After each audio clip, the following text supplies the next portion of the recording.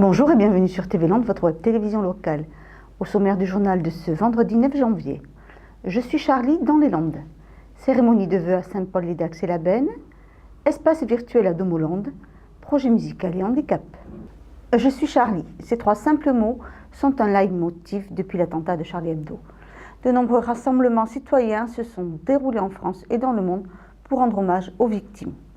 De nombreuses communes dans les Landes se sont mobilisées. Notre journaliste s'est rendu à quelques rassemblements. Hier, journée de deuil national, à Saint-Vincent-de-Tyrosse, sur le parvis de la mairie, sous le drapeau tricolore en berne, plus de 600 personnes se sont rassemblées pour observer une minute de silence. Affichettes « Je suis Charlie » et stylos levés en hommage aux victimes de l'attentat de Charlie Hebdo. Des élèves de l'école Sainte-Marie et des lycéens étaient même présents. À Souston, même unité et même solidarité. À la salle Roger Hanin, où une chapelle ardente a été dressée, hier soir, quelques 1500 personnes étaient présentes à l'appel du Rassemblement républicain. Je suis accompagné ce soir de Madame Chambon, qui représente la presse écrite du journal Sud-Ouest, de Monsieur Poinsignon, qui représente la presse audiovisuelle. J'ai des salutations cordiales à vous faire de la rédaction et des journalistes de Bleu Gascogne et de France 3 Bordeaux-Aquitaine qui sont pris sur d'autres événements.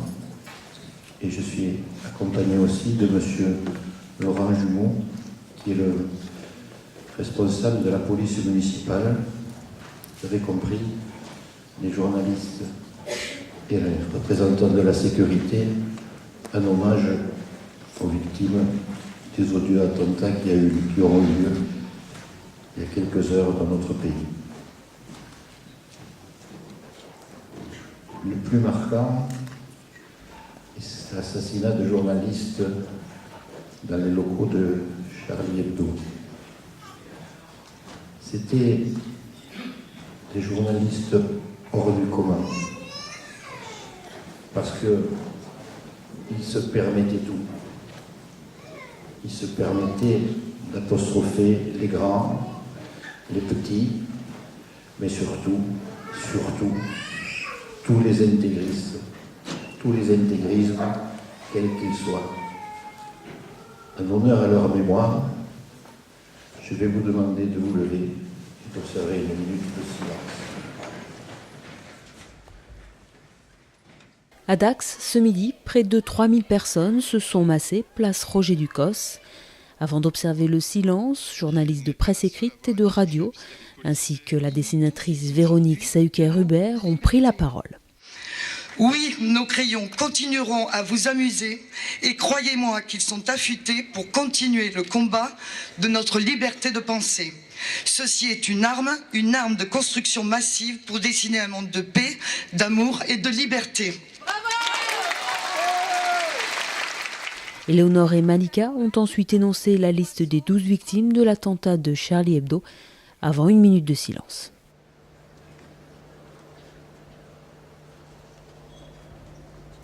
Puis la foule a entonné la Marseillaise avant de quitter les lieux pour déposer quelques témoignages au square de la Laïcité. Demain samedi à 11h, place Saint-Roch à Mont-de-Marsan est organisée une marche pour la paix. Les registres de signatures sont encore disponibles jusqu'à samedi à Souston et dimanche à Saint-Vincent-de-Tyrosse. Les traditionnelles cérémonies des vœux se déroulent durant tout le mois de janvier. L'occasion pour les maires d'adresser leurs vœux à leurs concitoyens. Madame Delmont, maire de Saint-Paul-les-Dax, et Monsieur Delpuech, maire de la Benne, sont les premiers à vous adresser un message en cette nouvelle année. La santé, de la solidarité, de la tolérance, du partage. Pour Saint-Paul plus particulièrement, les priorités sont aussi la solidarité, le partage, la convivialité, le lien social, très important, le lien avec les associations, des projets aussi évidemment moins humains si on peut dire, mais comme la Plaine des Sports, voilà, on a ce grand projet de Plaine des Sports, mais qui serviront aussi au lien social, qui serviront aussi aux familles, à tout le monde. Donc le lien social, la tolérance et le partage sont la base du vivre ensemble Et dans cette période économique très difficile, je souhaite à tout le monde que la solidarité puisse permettre à tout le monde et à chacun de supporter ce mauvais passage qui, je l'espère, ne durera pas longtemps. Ce soir, nous nous sommes posés beaucoup de questions pour maintenir ces vœux à la population, vu les circonstances dramatiques et la barbarie. Mais nous avons pensé, et les maires qui sont venus ce soir, ils sont nombreux, et monsieur le député est également là, nous avons pensé qu'il fallait se réunir et que l'union était notre force pour dire halte à l'intolérance et à la barbarie. Et c'est quand même avec beaucoup d'enthousiasme et beaucoup d'optimisme que nous avons souhaité les vœux à toute la population labénaise et au-delà ce soir, avec une pensée très très forte pour les journalistes et les 2 policiers qui ont été tués hier. Quand le virtuel vient au secours du monde du bâtiment, un nouvel outil unique en France. Un espace dédié à la construction virtuelle a été inauguré en fin d'année à la pépinière d'entreprise Domoland. Une révolution numérique. Pourquoi? Comment? Explication en images.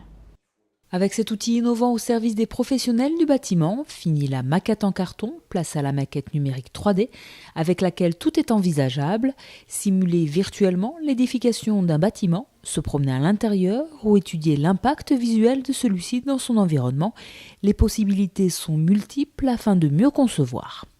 On peut étudier les bâtiments dans leur environnement et avoir une idée très précise de ce qu'ils donneront, des points de vue du côté esthétique et du côté pratique. On peut mesurer la capacité à rencontrer le soleil des toits pour savoir quoi mettre comme photovoltaïque dessus, quelle puissance on pourra sortir. On peut mesurer l'intensité sonore d'un environnement urbain.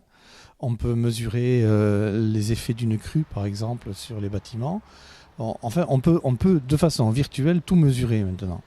Donc la proposition qui est faite dans cet espace est destinée aux entreprises du bâtiment pour essayer de corriger tous les défauts dont on a parlé et d'anticiper sur tous les problèmes qui peuvent se poser dans le courant de la construction. Et donc on peut corriger toutes les erreurs. On estime en gros qu'on peut baisser les coûts d'à peu près 10%.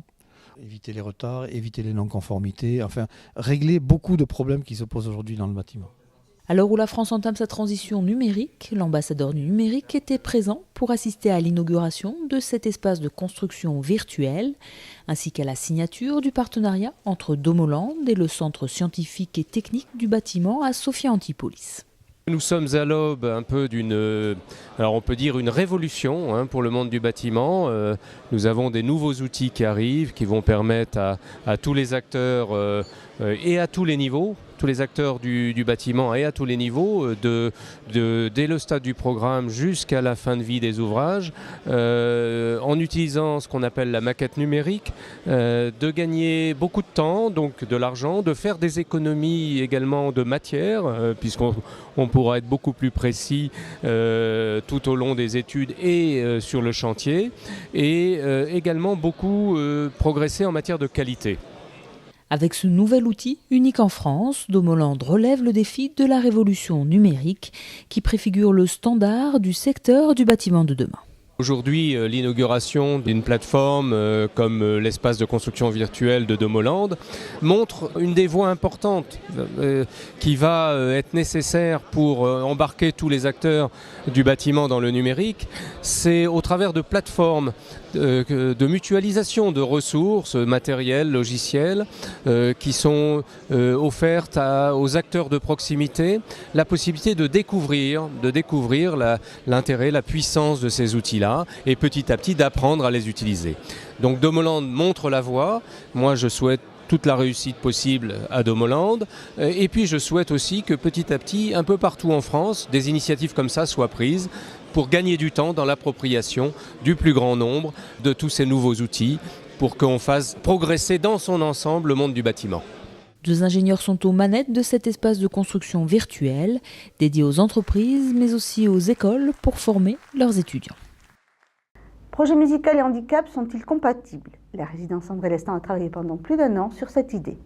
Une belle récompense les attendait au bout du chemin. Reportage. Après un an de travail, un film documentaire et en clôture un bal gascon, résidents, élèves du Conservatoire des Landes et chorales se retrouvaient dans la salle Rouchéou pour un moment festif autour du prix reçu par les éditeurs de musique de France. En fait, il s'agissait au départ de travailler avec les résidents du foyer Lestan avec un instrument adapté qui est l'orgue sensoriel, qui permet en fait pour des personnes qui sont très lourdement handicapées d'avoir accès à la musique. Et ensuite, la réflexion, c'était de se dire qu'est-ce qu'on peut faire avec ce matériel. Donc l'idée est venue de faire rentrer le conservatoire en partenariat avec cette pratique de l'orgue sensoriel sur des musiques traditionnelles, de la danse, du chant et des musiques traditionnelles. Donc en fait, ce qui s'est passé, c'est qu'on a des professeurs qui ont rentré dans une banque de données des mélodies traditionnelles qui étaient jouées sur la vielle à roue. Et la vielle à roue était décomposée en plusieurs instruments, si je puis dire, qui étaient actionnés par des différents capteurs, buzzers, cylindres, etc., que l'on voit sur le film qui a été réalisé. Et ça a permis, en collaboration avec le conservatoire, de créer, d'avoir une restitution lors d'un bal gascon. On était carrément dans quelque chose d'artistique et non pas de la musique adaptée pour les personnes en situation de handicap. Le film réalisé par Karen Bassompierre montre bien à quel point l'enseignement artistique peut être accessible à tous. On a découvert l'instrument, tous les musiciens et chanteurs qui sont avec nous. Et moi je trouvais ça formidable. Ouais, ça fait plaisir parce que on y a travaillé pendant un an et on arrive à donner un résultat en étant plusieurs.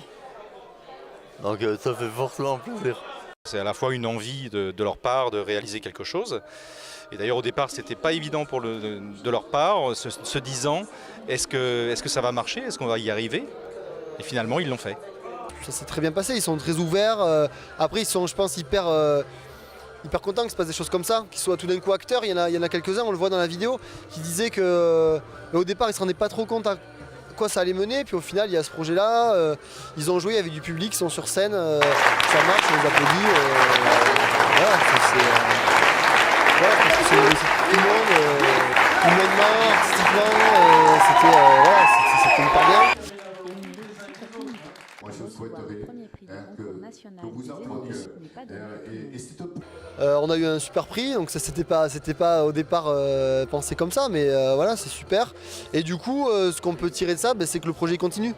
Et je pense que c'est la meilleure des choses, la meilleure des récompenses, quoi. On repart cette année, début janvier avec Vincent, on vient retravailler ici. On réintègre le bal gascon au mois de juin avec nos élèves. On démarre un atelier de chant gascon au foyer. Voilà, donc c'est top, quoi. C'est le but d'intégrer les gens. De mêler les musiciens, les résidents, qu'il n'y ait pas de frontières, pas de limites. Ben voilà, là on est en plein dedans, là on est tous réunis ce soir, tout va se passer comme il faut et voilà, c'est très bien. Un projet artistique qui n'en est qu'à ses débuts, mais qui promet déjà de beaux moments de partage. Voilà, cette édition est maintenant terminée. Je vous donne rendez-vous lundi 12 janvier pour un prochain journal de TV Land, votre télévision locale. Je vous souhaite en attendant de passer un excellent week-end.